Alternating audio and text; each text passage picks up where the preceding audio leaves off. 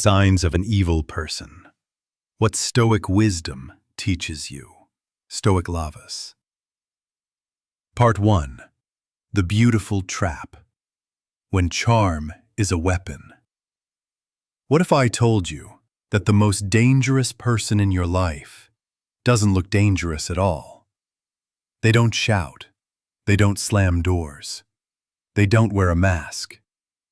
In fact, they smile. They light up the room. They make you laugh. They seem to understand you more deeply than anyone else. And that's exactly how they win your trust. Because the first sign you're dealing with someone truly dangerous isn't the obvious red flags. It's their ability to make you feel safe while slowly dismantling your peace from the inside out. The illusion of the perfect person. Think back to a moment when you met someone who seemed too good to be true. Maybe they listened intently when you spoke, made you feel seen in ways no one else had, mirrored your interests, values, even your sense of humor. It felt electric, destiny even. But over time, something shifted. They started interrupting you mid-sentence. They seemed to always be the center of attention. They told stories that subtly elevated them and minimized you. You laughed it off. They're just a bit dramatic, you told yourself. But somewhere, deep down, you felt it. That quiet sting of imbalance. This is how deceptive charm works. It's not a one-time magic trick. It's a slow erosion of clarity, masked as closeness. The Stoic lens. First impressions are never the truth. The Stoics warned us, time and time again, to never take appearances at face value.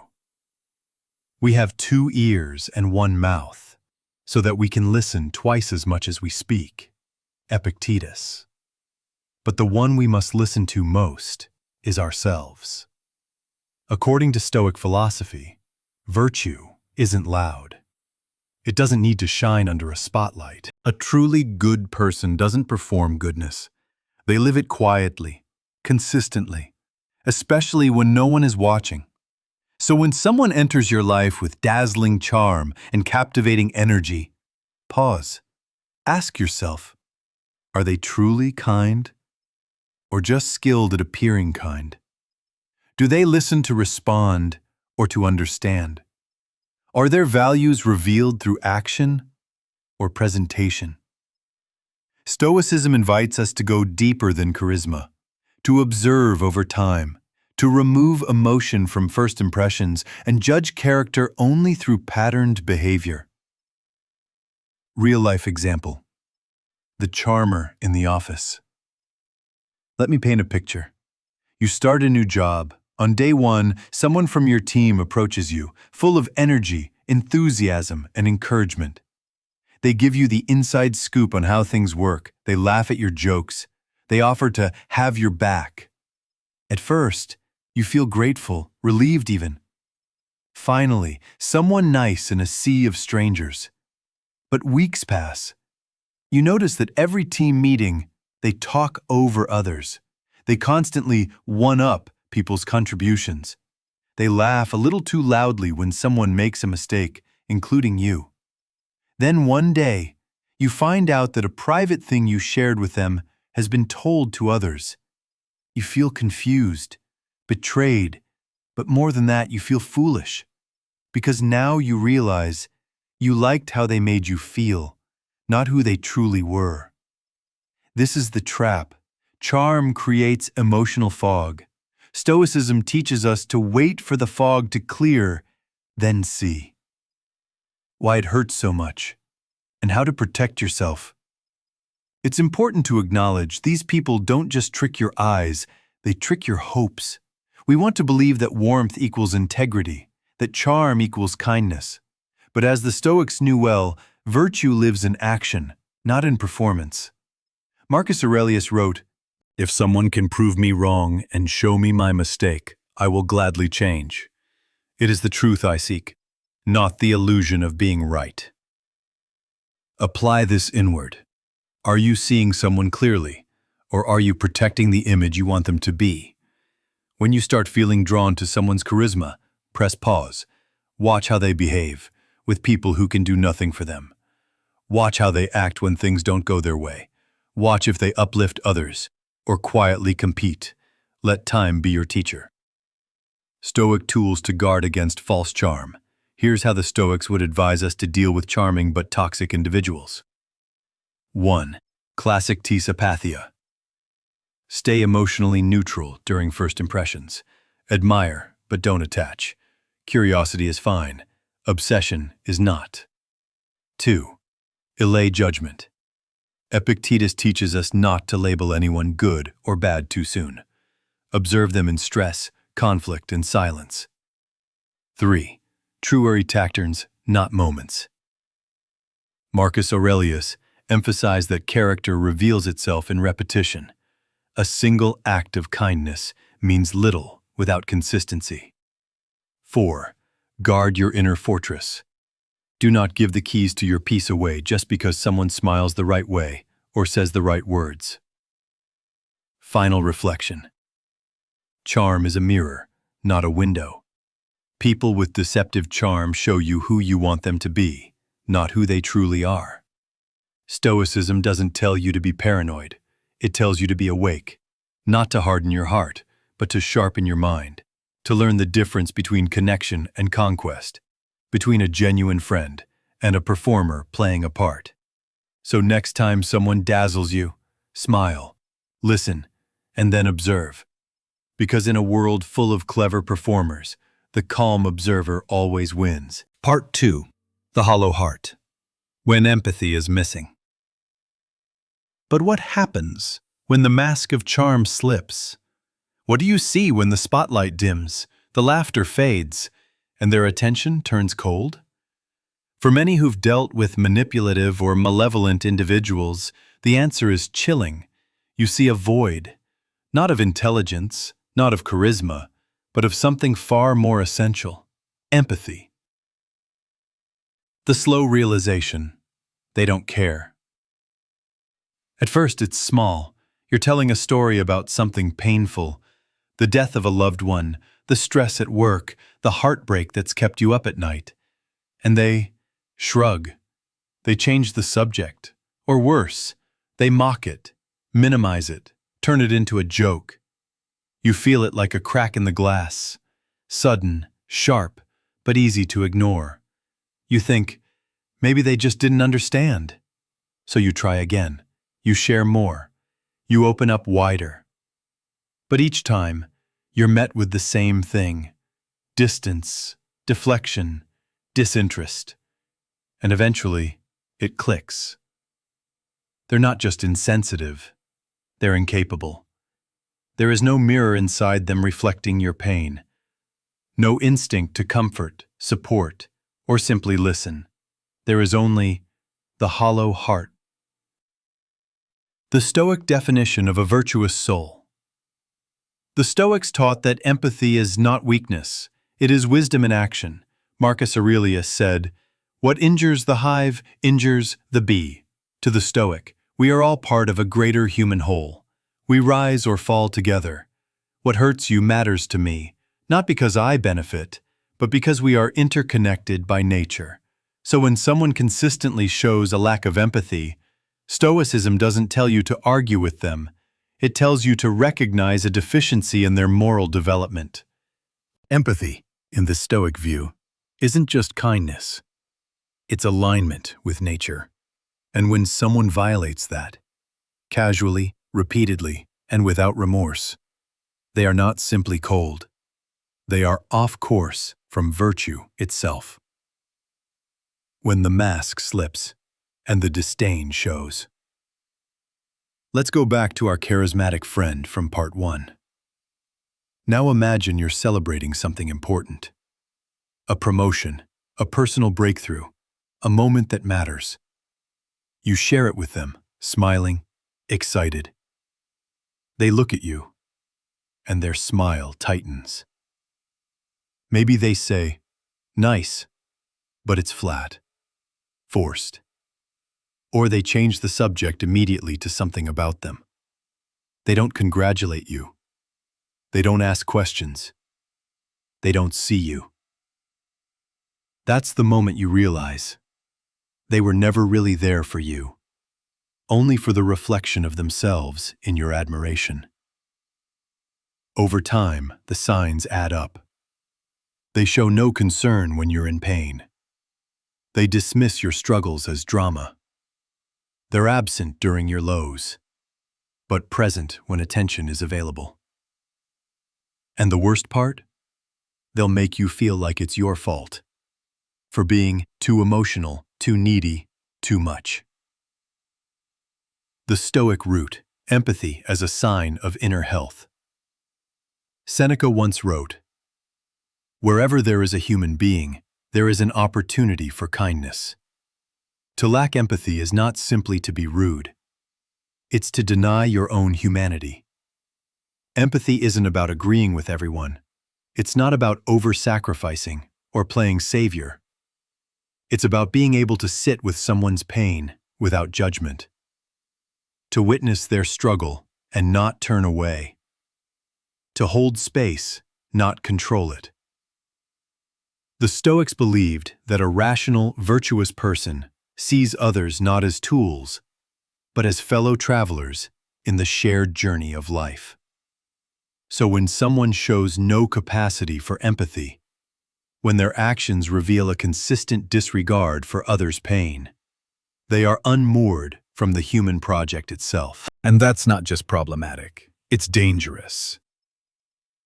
Real-world example: the boss without a soul. Picture a manager at work. Sharp dresser, great communicator, drives performance, but their team, always stressed, overworked, burning out. When employees raise concerns, he rolls his eyes. "Everyone's replaceable," he says. "If you can't handle it, someone else will." He never thanks them, never asks how they're doing, never shows compassion, even when someone's grieving, sick, or clearly struggling. This is not leadership. It's instrumentalism, treating people as machines. The Stoics would call this a failure of virtue, and it's not just limited to the workplace. In families, friendships, and romantic partnerships, a lack of empathy corrodes trust like rust on steel. Stoic practices to guard against the empathy void. So, how do you deal with someone who lacks empathy, especially if they're close to you? Here's how the Stoics would guide us. 1. Discern. Don't diagnose. You don't need to label someone as a narcissist or sociopath. Just observe repeated behavior. Actions over words, always. 2. Maintain inner peace. Don't try to extract compassion from a stone, it will drain you. Instead, practice apatheia, emotional equanimity, and respond without attachment. 3. Shield your standards. Just because someone lacks empathy doesn't mean you should lower your expectations of humanity. Keep living with kindness, even if they don't. 4. Angelories without bitterness. You can protect your space without becoming cold. Stoicism teaches firmness without self-eros. Final reflection. Empathy is a compass. In a chaotic world, empathy is the compass that helps us stay aligned with virtue. If someone close to you repeatedly shows a void where empathy should be, it's not your job to fill it. Your job is to see it, to recognize that it's not your failure, it's their absence. And then, with clarity, decide how far you're willing to carry someone who refuses to walk beside you.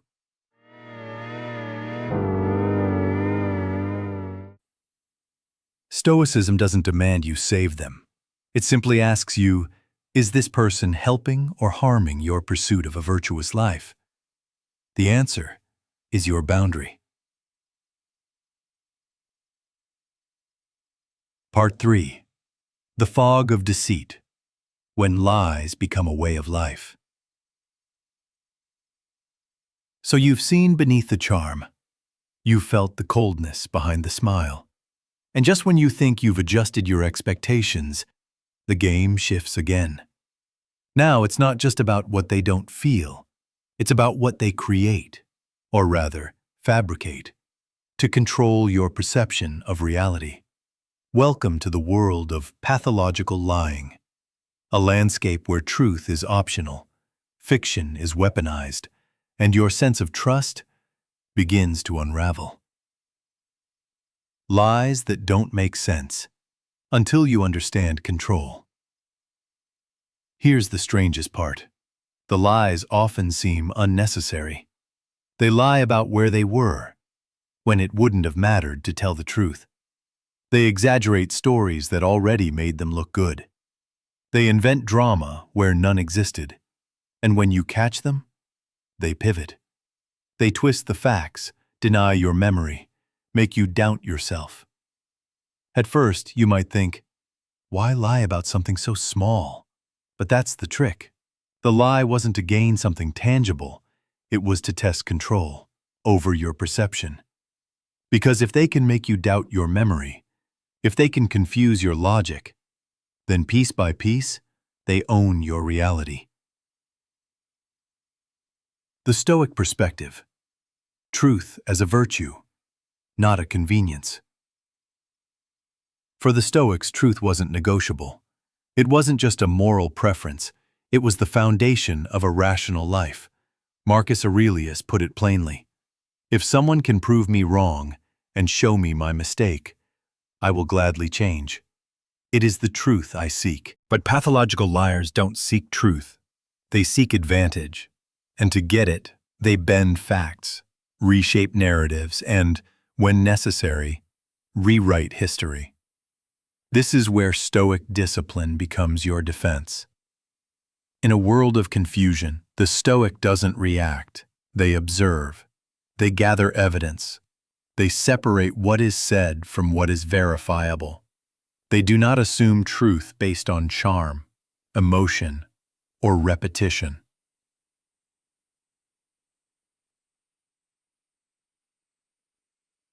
A true story. The partner who lied beautifully. Let's bring this to life. Imagine you're in a relationship. Things start off strong, passionate, intense, full of deep conversations and promises. But as months go by, odd inconsistencies appear. They tell you they worked late, but a friend saw them at a bar. They say they never said something, but you remember it clearly. They forgot plans you discussed days before. At first, you let it go. You want to believe the best. You want to trust. But then, it escalates. You find messages that don't match their stories. They gaslight you, insisting you're paranoid, insecure, imagining things. You begin to second-guess your instincts. You start checking your own sanity more than their facts. This is what pathological lying does. It infects your clarity. It makes you a prisoner of doubt, and that, to the Stoic mind, is unacceptable. How Stoicism breaks the spell. When the Stoics talk about wisdom, they're not referring to encyclopedic knowledge.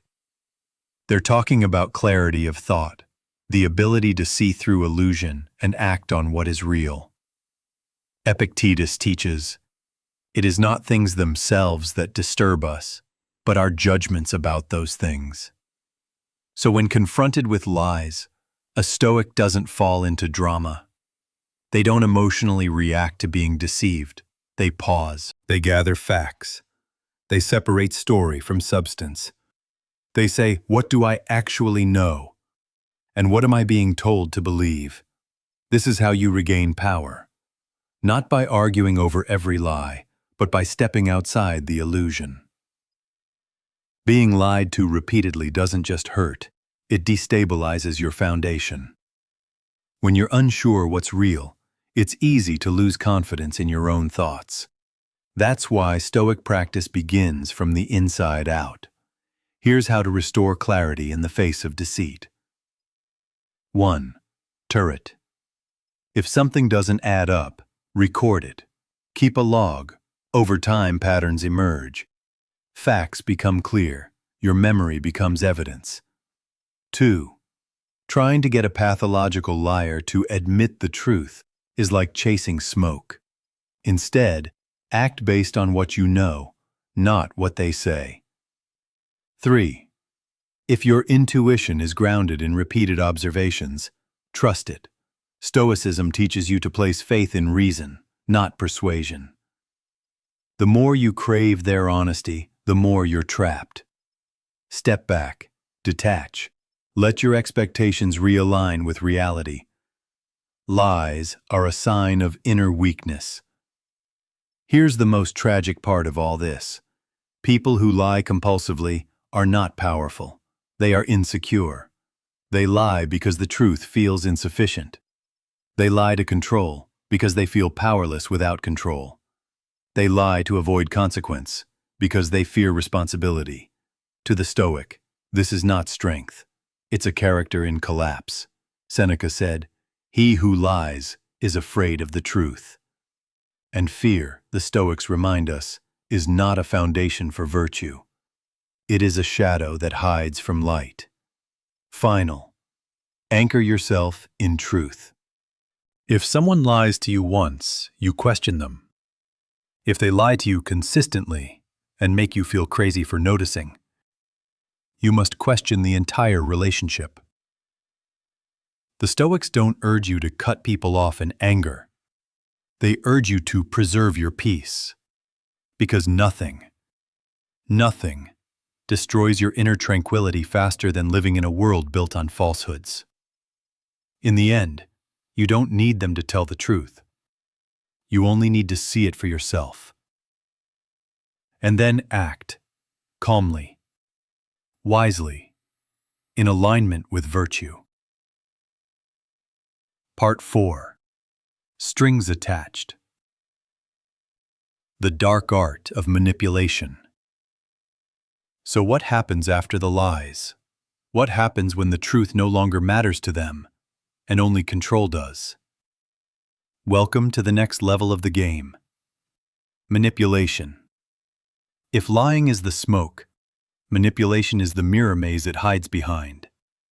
And if you're not careful, you won't just doubt the liar.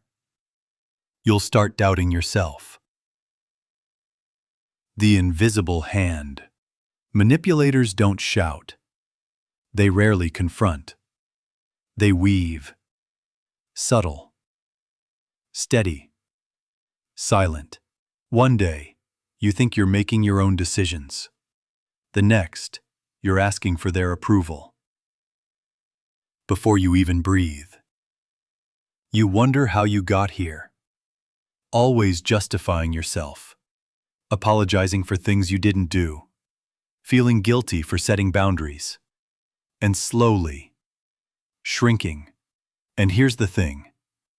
They'll tell you it's love. They'll say you're too sensitive. They'll make it look like you're the problem. And you'll start to believe it.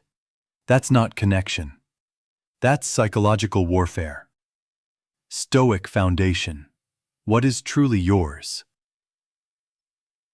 Before we go deeper, we need a compass, and the Stoics gave us one. Epictetus taught, "Some things are up to us, and some things are not." This is the root of all Stoic strength. You cannot control what others say, feel, or believe, but you can control how you respond. You can control your choices, your perceptions, your boundaries. And when someone is manipulating you, that's the exact part they're trying to dismantle. Your belief that you have agency. Psychological tools of manipulation and Stoic counters. Let's name the weapons. 1. Gaslighting. They twist your memory, making you question what really happened. You say, "You said that yesterday." They reply, "I never said that." you're imagining things. Over time, your grip on truth loosens. You stop trusting your own eyes and ears. Stoic response: write things down. Trust reason, not emotion. Epictetus reminds us, impressions are not things themselves. Just because someone says it doesn't make it true. 2. Blame shifting. Whatever goes wrong, somehow it's your fault. They act out, then turn it on you. If you hadn't said that, if you weren't always so negative, you begin to apologize for their cruelty. Stoic response: hold the mirror to your own actions, but not theirs. You are responsible only for your intentions and conduct, not for someone else's inability to control theirs. 3. Emotional blackmail. They cry when you set boundaries. They threaten to leave when you say no. They guilt trip you with phrases like, if you really cared, you'd do this. Suddenly, your self-respect becomes the villain. Stoic response: clarify your values. Virtue, not comfort, is the Stoic standard. As Marcus Aurelius wrote, do not waste time arguing what a good man should be. Be one. And good people do not surrender their integrity to spare others discomfort. 4. Isolation. They begin subtly criticizing your friends. They say your family doesn't understand you. They encourage dependence, emotionally, socially, even financially. Soon, they're the only voice you hear. Stoic response. Seneca reminds us, associate with those who will make a better man of you. The Stoic does not isolate. They cultivate a healthy inner circle. If someone is cutting you off from the world, they're not building intimacy. They're building a cage.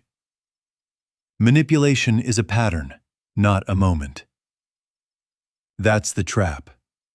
You think it's a one-time thing. They were just tired. They didn't mean it. But manipulation is not an event. It's a strategy. One comment here, one doubt there. An apology wrapped in blame. A compliment followed by a request. Until eventually, you're so tangled, you forget you ever had boundaries at all. The Stoic shield. Boundaries are internal first. Here's the hard truth. You can't stop a manipulator from trying, but you can become someone they can't manipulate. How? By knowing where you end and they begin. The Stoic does not define self-worth based on others. They do not need external validation to feel grounded. They set boundaries not to punish, but to preserve peace. And those boundaries are made of clarity, not cruelty. Practical Stoic steps to break free. Let's get tactical. 1. Before reacting. Manipulators count on emotional reactions. Disarm them by pausing. Breathe. Then speak with calm clarity. 2. Soft thing. Down need. You don't need to justify everything. I'm not comfortable with that is enough. Marcus Aurelius. Waste no more time arguing what a good man should be. Be one.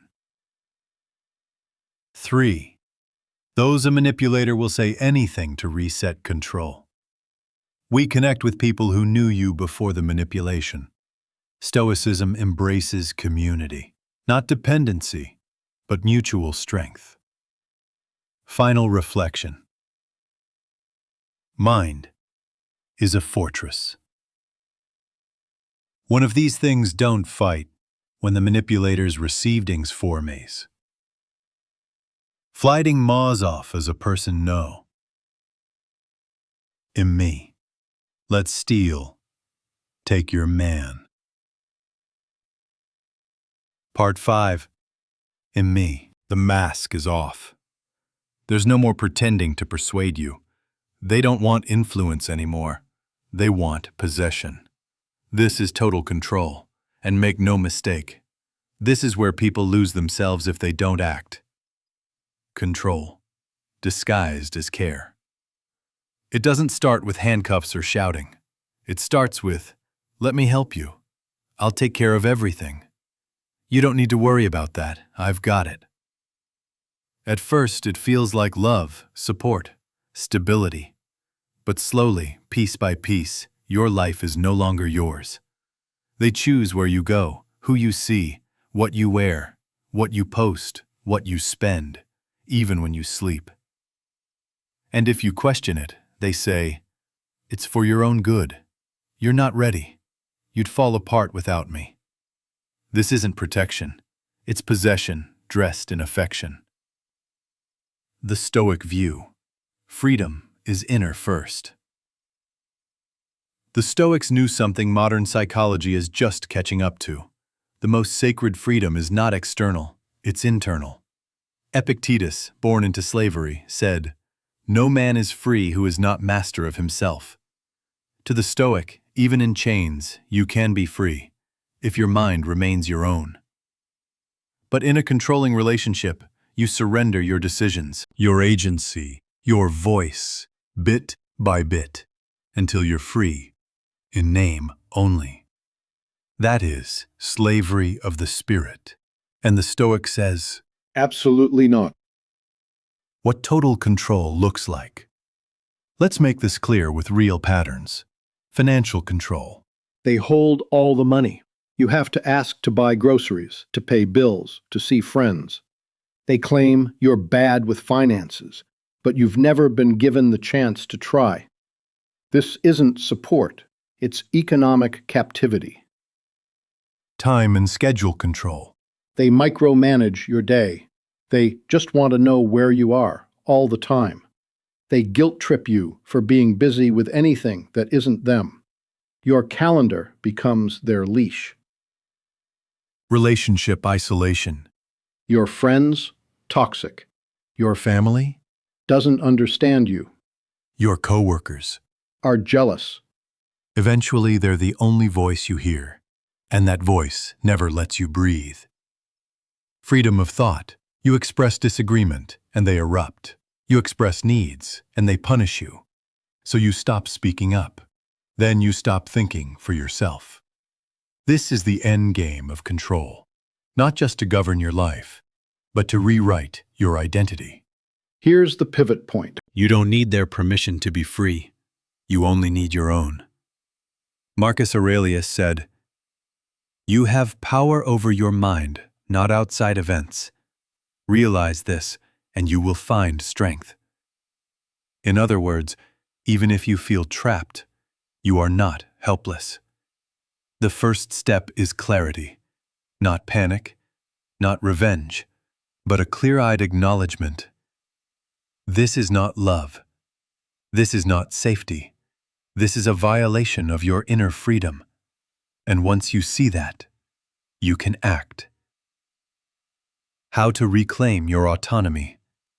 Stoic steps forward. Let's walk through this, like a Stoic would. 1. Separate their control from your choices.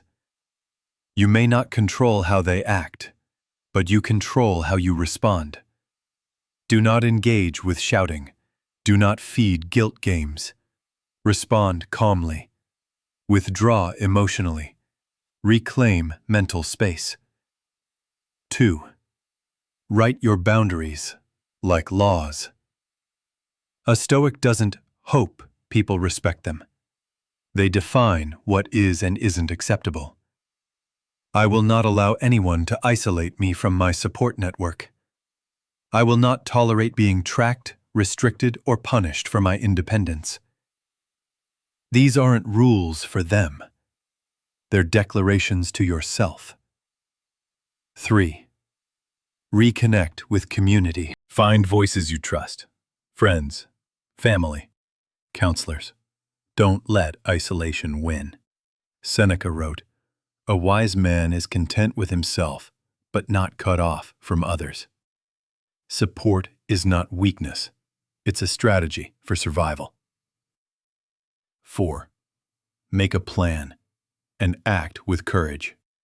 Leaving controlling dynamics can be dangerous, emotionally or even physically. The Stoic does not leap without thinking.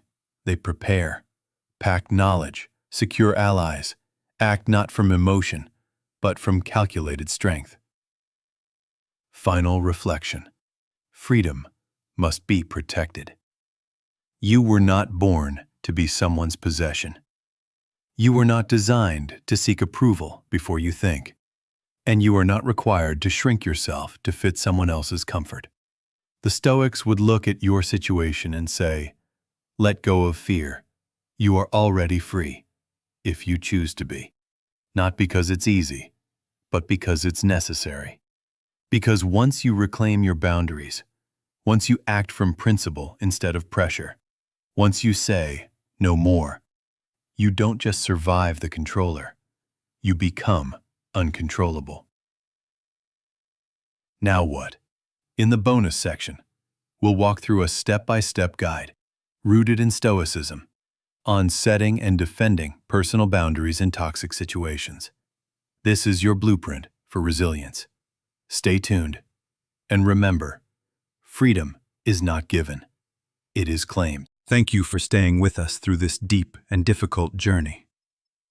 If this video helped you see something more clearly, about someone in your life, or perhaps even about yourself, know that clarity is the first step to freedom.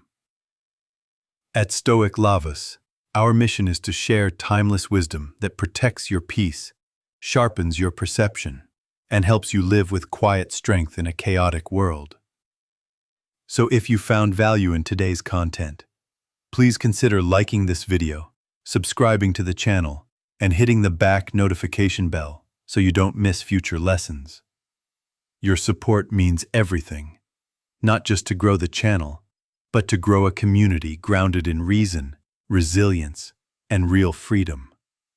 Stay strong, stay wise, and as always, live with virtue, not permission. See you in the next video.